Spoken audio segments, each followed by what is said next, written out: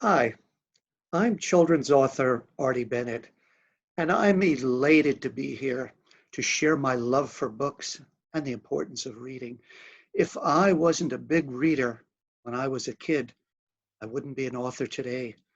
I might be a lion tamer, and that would be fine too. I've written several super fun children's books. I bet you even know some of them. There's my classic picture book, The Butt Book, my first mature work and winner of the Reuben Award, and that's not a corned beef sandwich. Children tell me it's the funniest book in the world. It's said that Mike Lester went butt crazy when he illustrated the Butt Book. Let me show you what I mean. Mike Lester sprinkled butts everywhere, subliminal butts. Look in the clouds, the trees. The hills are alive with the shape of butts. It was a stroke of genius. Now, the Butt Book was followed by my #2 picture book, POOPENDOUS, the inside scoop on every type and use of poop, which in turn was followed by PANDA MELTS DOWN, which was an adorable departure from derrieres and do. It features a fun refrain. Uh-oh, here it comes. Here comes that frown. Peter Panda melts down. Peter has a rough day in Peter Panda Melts Down. Now, Peter Panda Melts Down was followed by Belches, Burps, and Farts, oh my, which they say is a gas. That was followed by What's Afoot? Your complete offbeat guide to feet, guaranteed to knock your socks off. And then my newest picture book, The True Story of Zippy Chippy, the little horse that couldn't. And stick around, boys and girls, because we are going to be looking at a snippet of this fun book in just a little while.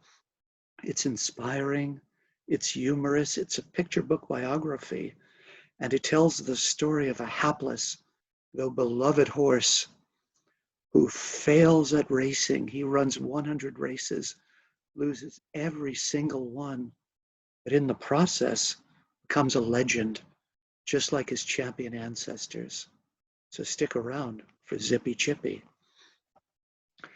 Now, if that's not enough, I'm also the author of the universe's greatest dinosaur jokes and prehistoric puns, and the universe's greatest school jokes and rip-roaring riddles.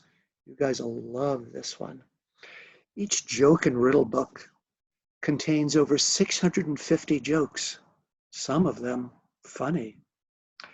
Now, I've been chomping at the bit to tell you about my newest book, True Story of Zippy Chippy, the little horse that couldn't.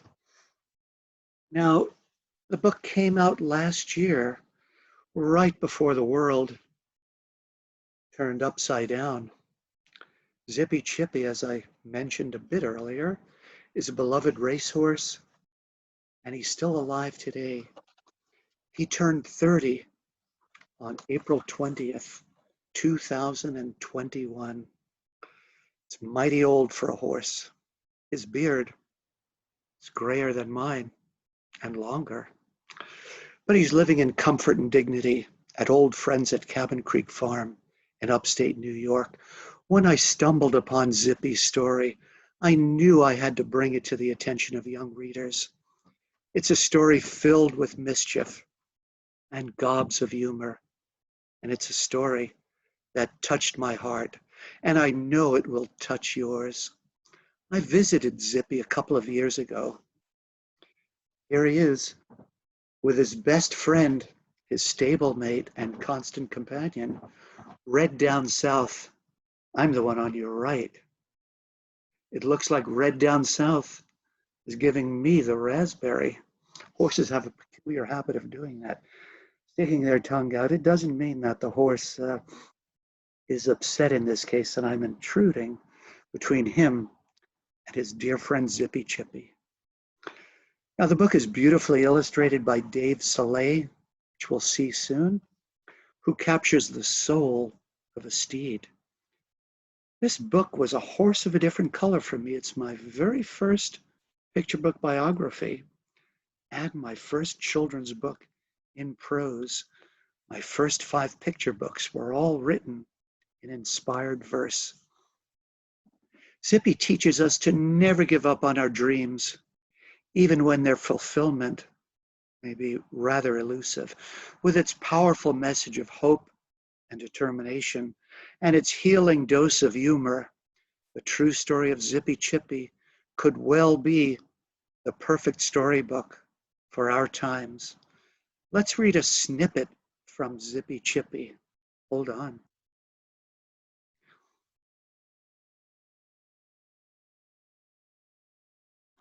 The True Story of Zippy Chippy by Artie Bennett.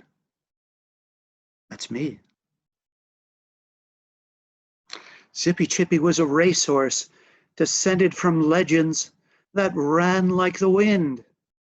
He was destined for glory and would follow in their hoofbeats. The only problem was when Zippy ran. I love this illustration, by the way. This is Zippy taking inspiration from his champion ancestors. There they are in a gallery wall behind him. Man of war, war admiral, bold ruler, northern dancer, buck passer, some of the greatest racehorses to ever ply their way around the track. Back to the story. The only problem was when Zippy ran, it was more like a gentle breeze. When the starting bell rang, instead of running, Zippy sometimes stood perfectly still. His owner didn't give up. There was greatness in Zippy's bloodlines and power in his pedigree. Zippy was a thoroughbred through and through. Zippy was also a devilish prankster. He would stick his tongue out at people and snatch the hats off passers-by, returning them partly chewed. Zippy continued to lose 19 races in a row, and his owner finally called it quits. But who would want a racehorse that didn't win?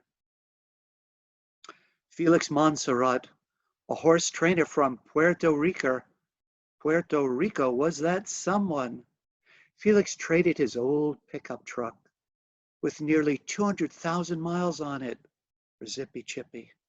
Felix believed in Zippy and felt he just needed the right trainer himself to bring out the horse's potential. He would make Zippy a star. But Felix soon found out that Zippy was trouble with a capital T. He trashed the exercise barn and bit his new trainer. He bucked his riders and then trotted home all by himself. The rambunctious horse once even clamped onto Felix's shirt and dangled him in the air. Zippy was also an accomplished escape artist. He had a Houdini-like ability to break out of his stall. It was only when a full metal screen was installed over his stall door that these shenanigans stopped. So I'm going to stop my shenanigans and do look into the true story of Zippy Chippy so you can find out more about the story. It was a pleasure to visit with you today. Please look for my books. They're available through your local bookseller, through Amazon, from your local library. Librarians and educators regularly tell me how much fun my books can be and how they fire up kids about reading. And kids tell me they can't get enough of my books. So until we meet again, bye-bye, happy reading, and giddy up.